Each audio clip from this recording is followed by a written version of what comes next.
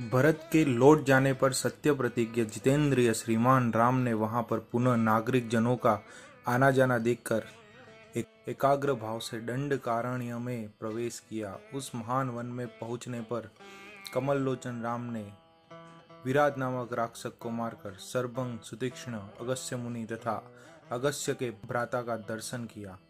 फिर अगस्त्य मुनि के कहने से उन्होंने इंद्रधनुष, एक खग और 2 तूणीर जिनमें बाण कभी नहीं कटते थे प्रसन्नता पूर्वक ग्रहण किए। एक दिन वन में वनचरों के साथ रहने वाले श्री राम के पास असुर तथा राक्षसों के वध के लिए निवेदन करने को वहां के सभी ऋषि आए। उसी समय वन में श्री राम ने दंडकारण्यवासी अग्नि के समान तेजस्वी उन ऋषियों को राक्षसों के मारने का वचन दिया और संग्राम में उनके वध की प्रतिज्ञा की। वहां ही रहते हुए श्री राम ने इच्छा अनुसार रूप बनाने वाली जनस्थान निवासिनी सूर्पंखा नाम की राक्षसी को अपने भाई लक्ष्मण द्वारा कुरूप कर दिया। तब सूर्पंखा के कहने से चढ़ाई करने वाले सभी राक्षसों को और खर, दूषण, त्रिशिरा तथा उनके पृष्ठपोषक असुरों को राम ने युद्ध में मार डाला।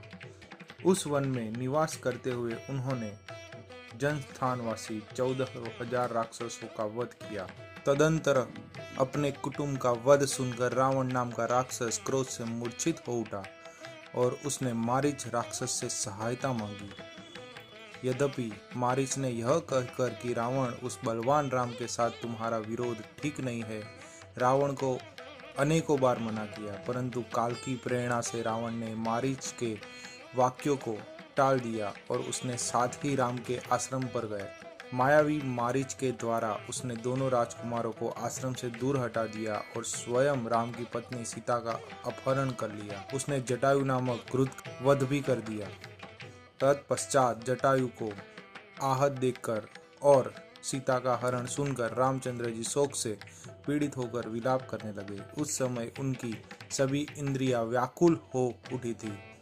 फिर उसी शोक में पड़े हुए उन्होंने जटायु घृत का अग्नि संस्कार किया और वन में सीता को ढूंढते हुए कबंध नामक राक्षस को देखा, जो शरीर से विकृत तथा भयंकर दिखने वाला था।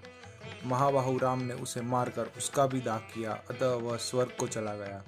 जाते समय उसने राम से धर्मचारिणी सबरी का पता बतलाया और कहा, रघुनंदन, आप धर्मपरायणा सन्यासिनी सबरी के आश्रम पर जाइए।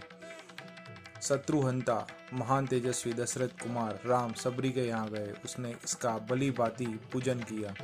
फिर वे परम्पा सर के तट पर हनुमान नामक वानर से मिले और उन्हीं के कहने से सुग्रीव से भी मेल किया।